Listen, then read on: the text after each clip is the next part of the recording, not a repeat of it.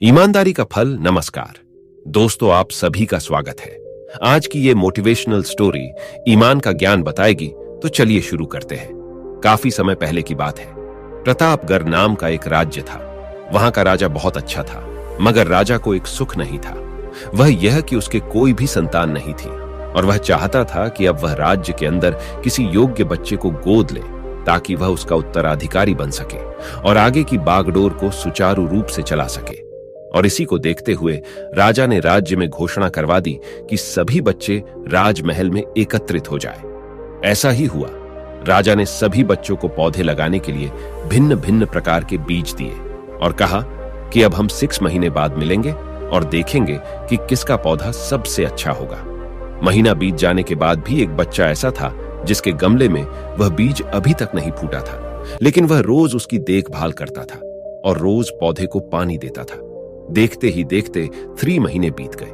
बच्चा परेशान हो गया। तभी उसकी मां ने कहा कि बेटा, धैर्य रखो। कुछ बीजों को फलने में ज्यादा वक्त लगता है।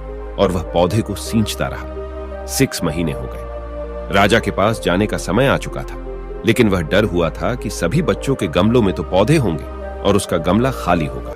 लेकिन वह बच्चा ईमानदार था और सारे बच्चे राजमहल में आ चुके थे। कुछ बच्चे जोश से भरे हुए थे, क्योंकि उनके अंदर राज्य का उत्तराधिकारी बनने की प्रबल लालसा थी। अब राजा ने आदेश दिया। सभी बच्चे अपने अपने गमले दिखाने लगे, मगर एक बच्चा सहमा हुआ था, क्योंकि उसका गमला खाली था।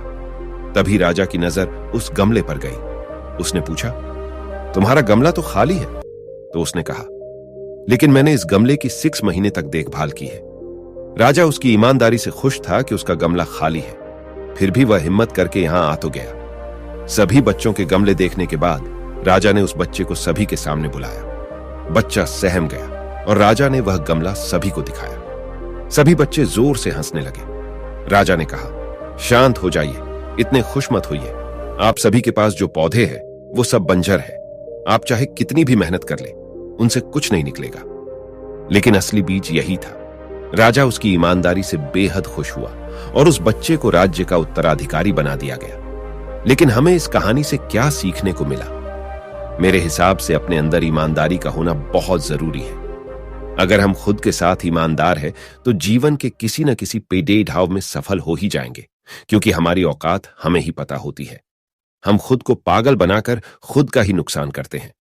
फाइनली मुझे उम्मीद है कि आपको भी यह मोटिवेशनल स्टोरी अच्छी लगी होगी। आपका कीमती समय देने के लिए दिल से आपका शुक्रिया।